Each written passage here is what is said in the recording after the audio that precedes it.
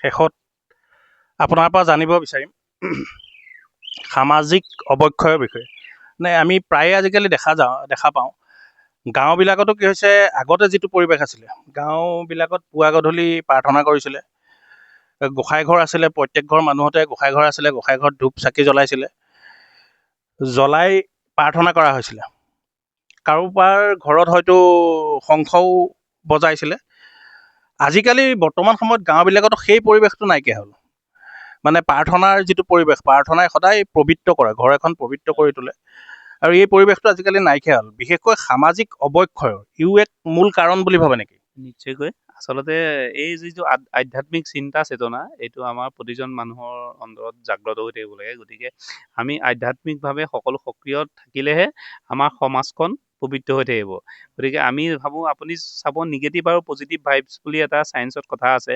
গতিকে আমি যদি ঘৰখনত আধ্যাত্মিক এনেকুৱা ধৰণৰ চিন্তা চেতনা, ধৰক আপোনাৰ এই শংখ, আপুনি যিটো কথা ক'লে, শংখৰ যিটো শব্দ, এই যে আপুনি জানে শব্দ ব্ৰহ্ম হয়। গতিকে শব্দ ব্ৰহ্মৰ বহুত আপোনাৰ শক্তি থাকে। গতিকে সেই আধ্যাত্মিক কথাখিনি কেতিয়াবা আপোনাৰ লগত সময় পালে মই আলোচনা কৰিম। এই কথাখিনি আমি আচলতে মই এজন সংস্কৃত শিক্ষক, গতিকে আমি বিভিন্ন ধৰণে আলোচনা কৰোঁ। গতিকে এই কথাখিনি, এই যে আপোনাৰ ধৰক প্ৰাৰ্থনা কৰে, এই যে শ্লোকাৰ এভাগী মন্ত্ৰৰ যিটো শক্তি, এই কথাখিনি বহুত এখন ঘৰত বা এখন সমাজত বহুত এটা আছে, ক্ৰিয়া প্ৰতিক্ৰিয়া আছে, প্ৰয়োজন আছে। গতিকে মই একদম নিশ্চয়কৈ ভাবোঁ, গতিকে আধ্যাত্মিক চিন্তা চেতনা এখন ঘৰত, এখন সমাজত বহুত প্ৰয়োজন। গতিকে আমি আধ্যাত্মিকভাৱে সক্ৰিয় হ'ব লাগিব। আমি ইজনে সিজনক সন্মান কৰিব লাগিব।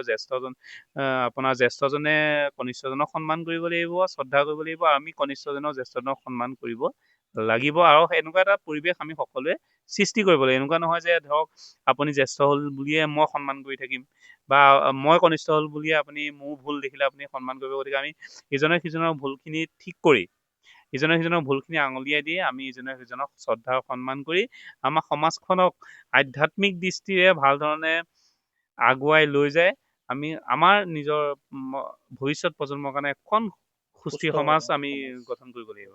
ধন্যবাদ। আপোনাৰ এই বহুমূলীয়া সময় আমাক দিয়াৰ কাৰণে আজিলৈ আমি বিদায় মাগিছোঁ। ধন্যবাদ।